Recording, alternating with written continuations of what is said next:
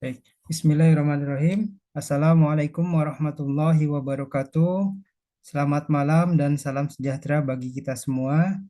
Yang kami hormati dan kami muliakan Ibu Mariana Safitri, Eskom Mkom, selaku dosen mata kuliah Audit Sistem Informasi, serta teman-teman mahasiswa Universitas Mandiri kelas 8, 10A, dan 01.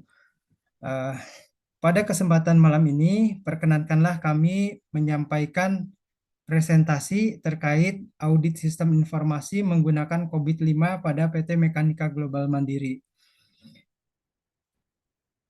Audit sistem informasi ini kami ambil dan kami pilih, kemudian juga kami sudah melakukan riset, di mana riset tersebut kami lampirkan juga dalam lampiran pada saat nanti presentasi dan pada pengumpulan berkasnya seperti itu. Jadi audit sistem informasi menggunakan COVID-5 pada PT Mekanika Global Mandiri merupakan bagian tugas UAS mata kuliah audit sistem informasi.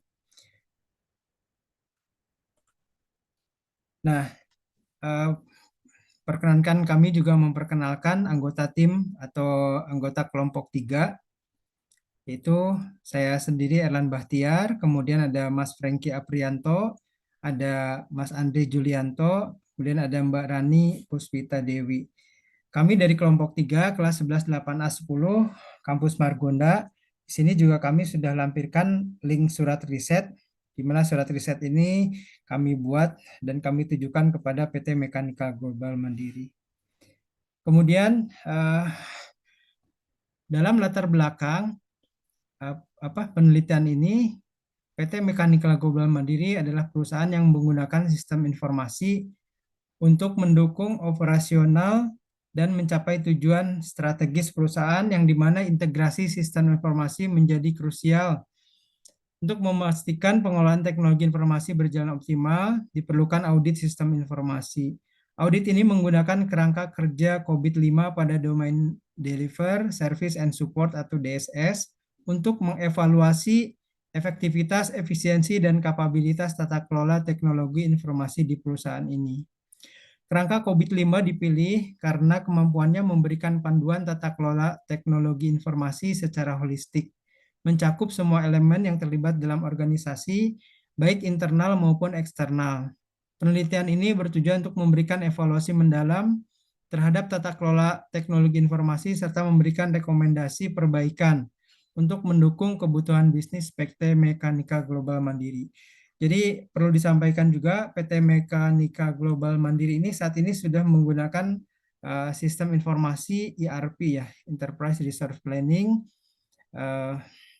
Itu memang baru tahun ini juga diimplementasikan karena memang PT Mekanika Global Mandiri ini saya dan Mas Andre bagian di dalamnya, sehingga tahu betul apa yang dijalankan di PT Mekanika Global Mandiri ini. Selanjutnya ada rumusan masalah, yaitu bagaimana mengidentifikasi komponen yang terlibat dalam melakukan audit sistem informasi. Kemudian sejauh mana efektivitas dan efisiensi dan kapabilitas teknologi informasi di PT Mekanika Global Mandiri. Selanjutnya ada batasan masalah.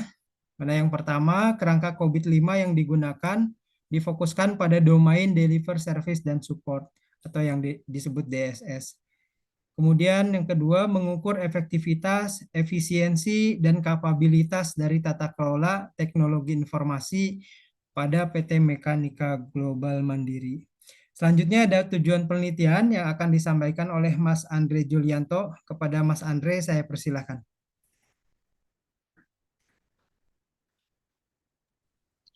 Baik, Assalamualaikum warahmatullahi wabarakatuh. Saya Muhammad Andri Julianto. Saya akan menjelaskan tentang tujuan penelitian.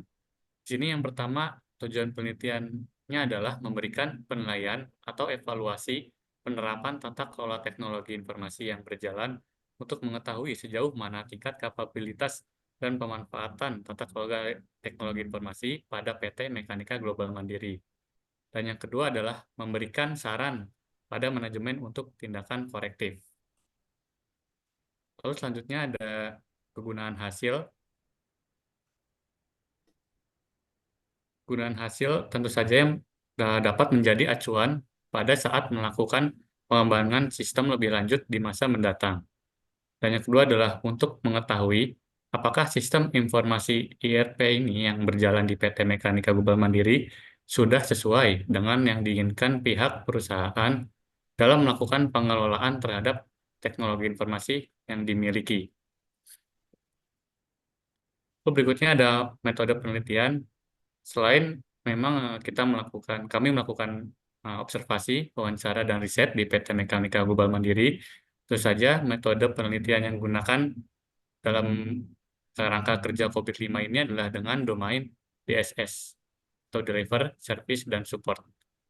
Jadi kami memiliki 4 subdomain, diantaranya adalah DSS 01, DSS 02, DSS 03, dan DSS 04. Dan nanti akan dijelaskan lebih lanjut dan lebih detail.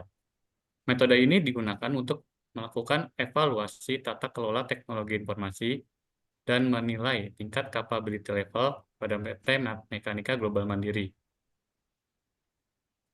Lalu selanjutnya ada tujuan audit sistem informasi. Sini kami telah merangkum beberapa tujuan audit sistem informasi. Yang pertama tentu saja adalah mengamankan aset.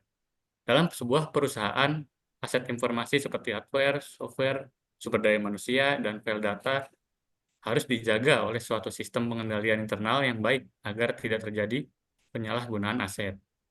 Lalu yang kedua adalah menjaga integritas data.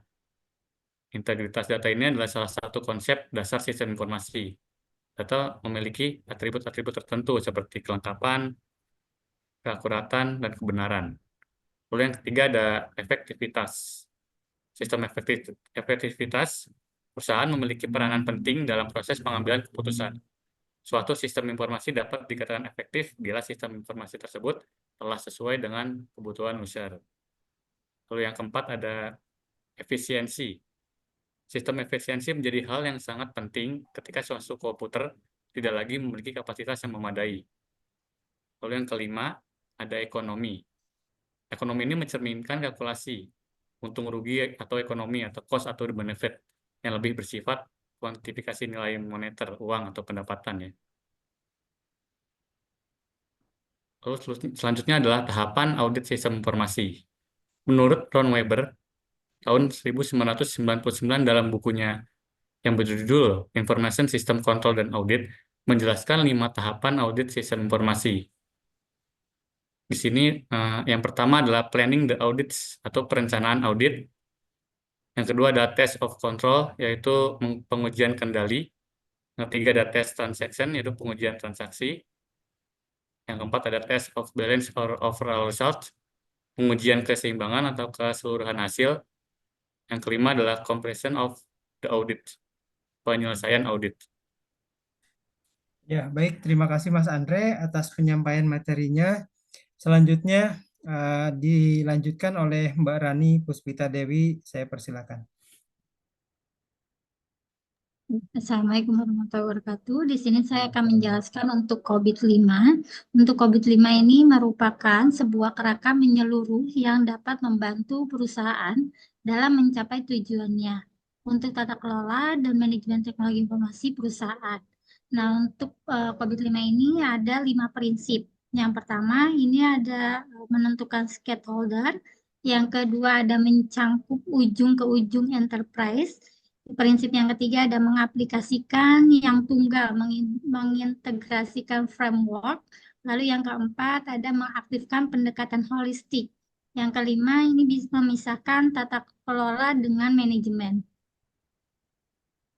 Nah, di sini ada DSS 01 sampai dengan DSS 06. Di sini untuk DSS, mohon maaf, DSS 01 sampai dengan DSS 06B, betul. Di sini DSS 01 ini manage operasional atau mengelola operasi. DSS 02 di sini ada manage service request and incidents atau mengelola permintaan layanan dan insiden. Lalu ada DSS 03 ini manage problem atau mengelola masalah. DSS 04 manage continuity atau mengelola kontinuitas. Yang kelima ada DSS 05, ini Manage Security and Service, ini mengelola layanan keamanan.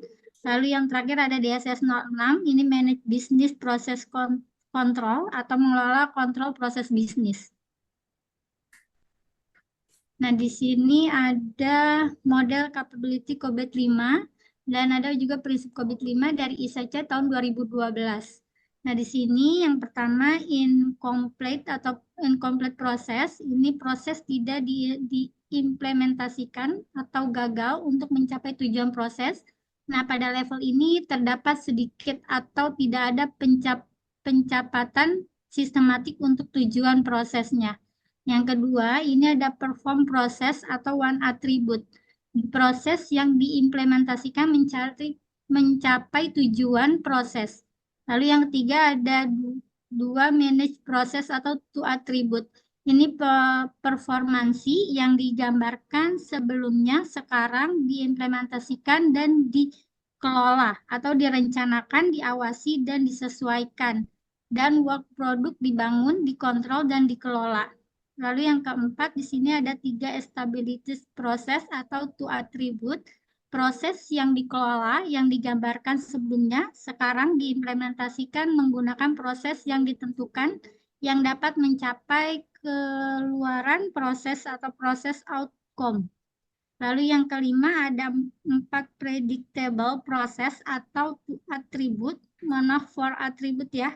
Nah, proses yang telah yang dapat digunakan selanjutnya sekarang dioperasikan dengan mencapai tujuan keluaran proses yang masih terbatas.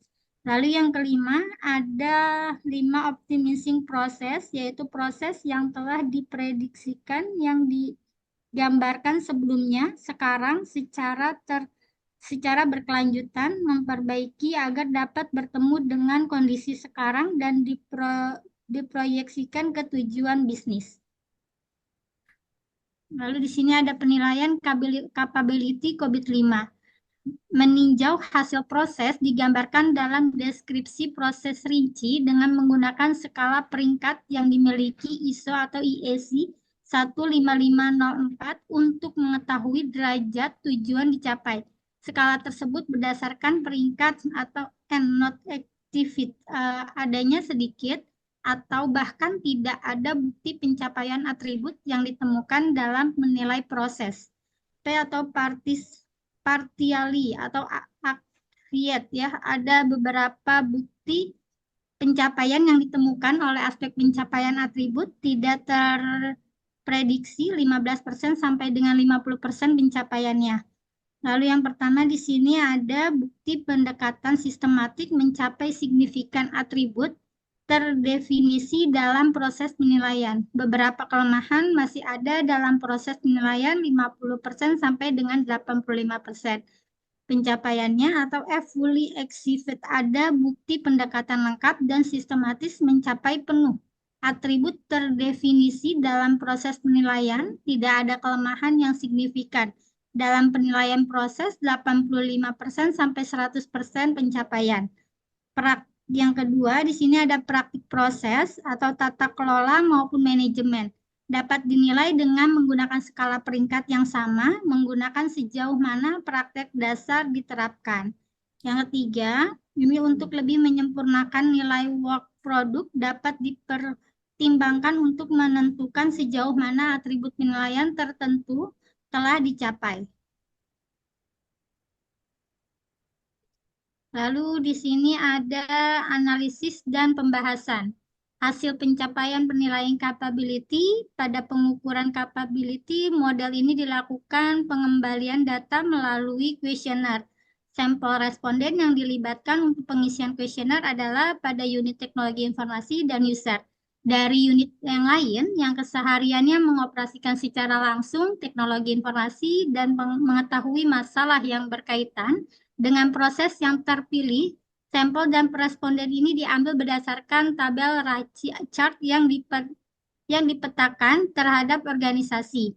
Responden yang digunakan pada penelitian ini berjumlah 15, karena dari 15 responden ini sudah dapat mewakili keseluruhan dari sampel Data yang dibutuhkan dalam penilaian ini.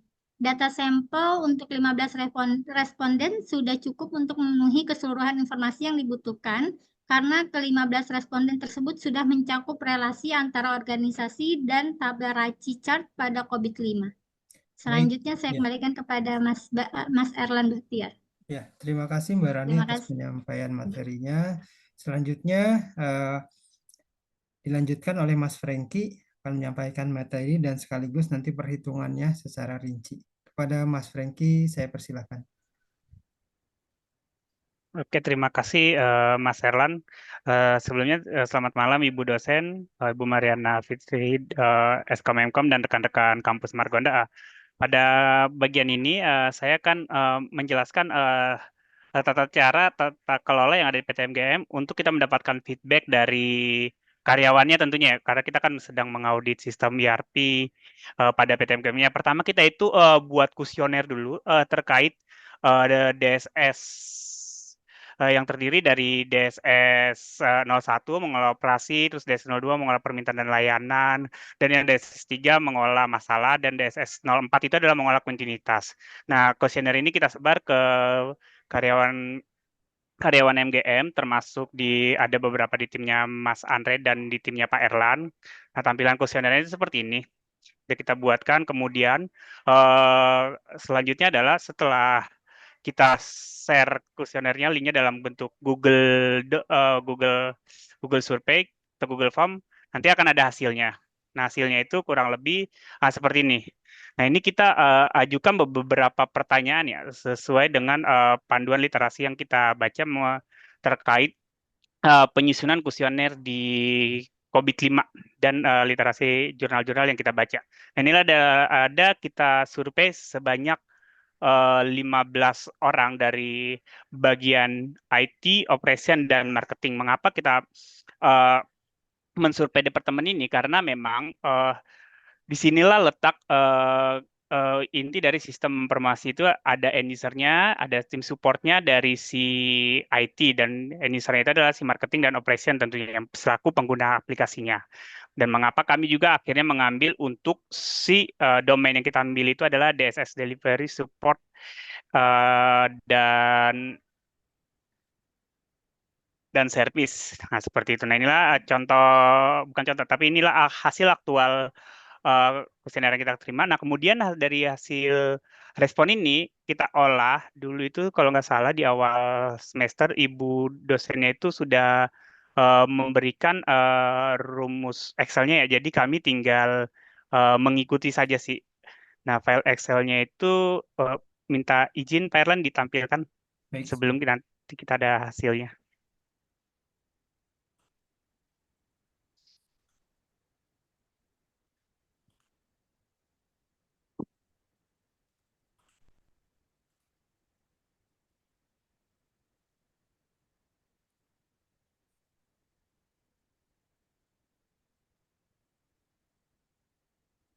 Nah, inilah tadi hasil survei itu yang kita berikan kepada 15 responden pada perusahaan PT MGM, di mana itu karyawannya. Nah, ini kalau kita lihat hasilnya ini variatif ya, untuk misalnya manage operation dari masing-masing respons, dan tanpa kita berdasarkan pengalaman mereka yang hadapi keseharian pada saat menggunakan aplikasi ERP untuk sistem informasi pada PT MGM ini, hasilnya adalah untuk manage operation itu ada di 3,49 secara keseluruhan dari 15 responden. Kemudian untuk yang kedua itu ada manage service request and incident itu ada di 3,3. Ini kalau kita lihat ini hasilnya agak kecil ya, mungkin karena ada gap antara si IT support-nya ketika ada insiden, mungkin dia dari end user itu kan biasanya maunya cepat-cepat, sedangkan kalau di IT itu pasti ketika ada insiden dia itu harus telusuri dulu nih apa penyebabnya detail by detail. Nah, mungkin ini point of view-nya emang dari sisi user ini emang kurang puas, tapi secara keseluruhan sih seharusnya dari tim IT untuk manage service request dan insiden ini sudah memenuhi, dia sudah melakukan apa yang dia lakukan untuk mensupport si user itu di PT MGM. Kemudian adalah selanjutnya eh, manage problem ini juga kecil 3,29, tapi ini masih ada di dalam tahap wajar ya untuk manage problemnya. Kemudian selanjutnya yang terakhir domain keempat adalah, nah ini manage continuity atau mengelola kontinuitas, atau dalam kata lainnya adalah mengelola keberlanjutan dari proses bisnis yang ada di PT MGM. Secara keseluruhan ini memiliki nilai 3,3. Nah, di mana kemudian dari hasil masing-masing subdomain SS01, 02, 03, dan 04, kita cari nilai rata-ratanya atau nilai tengahnya, sehingga menghasilkan secara rata-rata keseluruhan itu 3,36. 3,3, pas lagi. Ini adalah bentuk tampilannya dalam chart yang kita tampilkan di PowerPoint kita ya, hasil akhirnya seperti nah ini kalau kita lihat di chartnya seperti itu. Kemudian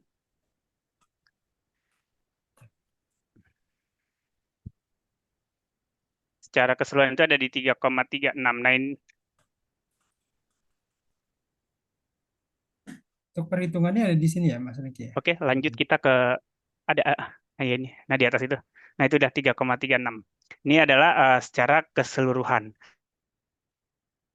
Nah, nanti hasil maturity level pada saat ini ketika kita melakukan audit sistem informasi khususnya untuk aplikasi ERP yang ada pada PT Mechanical ini masih 3,6. Nah, ini nanti adalah salah satu yang menjadi kesimpulan kita untuk hasilnya itu 3,6. Nah, selain itu kita buatlah gap analysis. Dari apa namanya gap analysis ini harus ada nilai pembandingnya. Pembandingnya itu adalah harapan kita di awal adalah tata kelola di PT Mechanical Global Mandiri ini harapan kita adalah menghasilkan 4 skala 4, yaitu measurable and managed untuk skalanya. Tapi kalau kita lihat ini ada gapnya ya, karena memang dia masih di bawah 4 ya. Gapnya itu tercerminkan pada grafik yang ada pada slide selanjutnya.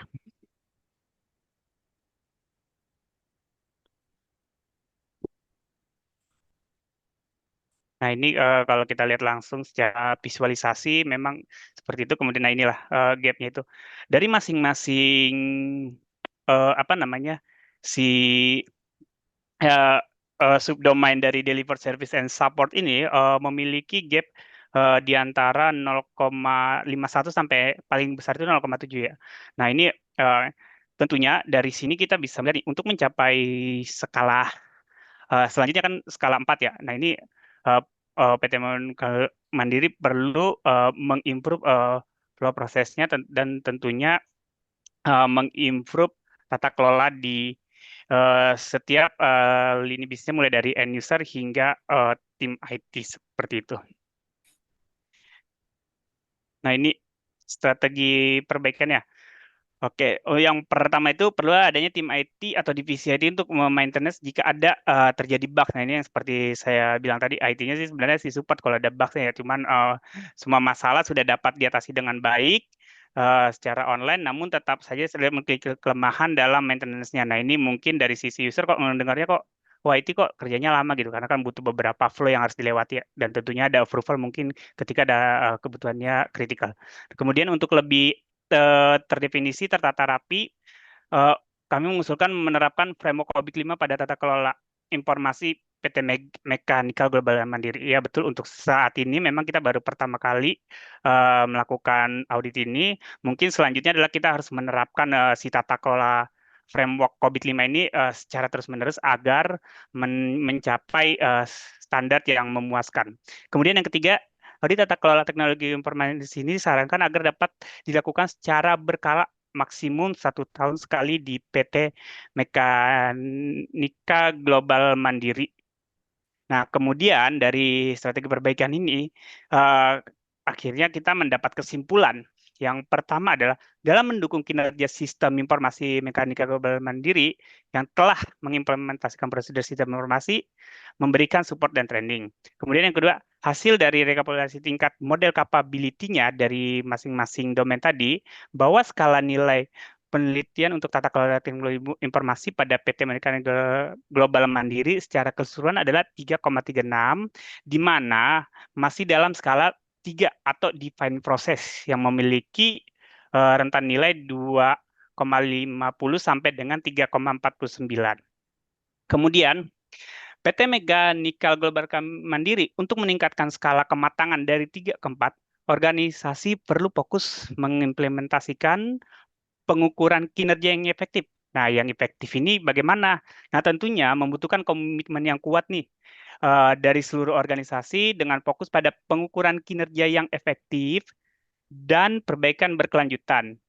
Organisasi dapat mencapai tingkat kematangan yang lebih tinggi dan meningkatkan nilai bisnis dan dari investasi IT. Nah, investasi yang IT itu yang dimaksud adalah sistem tadi ya, yang ERP itu ya. Nah, kemudian saran kita adalah dari tim kelompok ini, perbaikan yang disarankan untuk meningkatkan dari kapasitas proses dengan memenuhi output best practice dari COVID-5 agar dalam pengolahan teknologi informasi berdasarkan hasil audit lebih efektif, efisien, dan tepat waktu.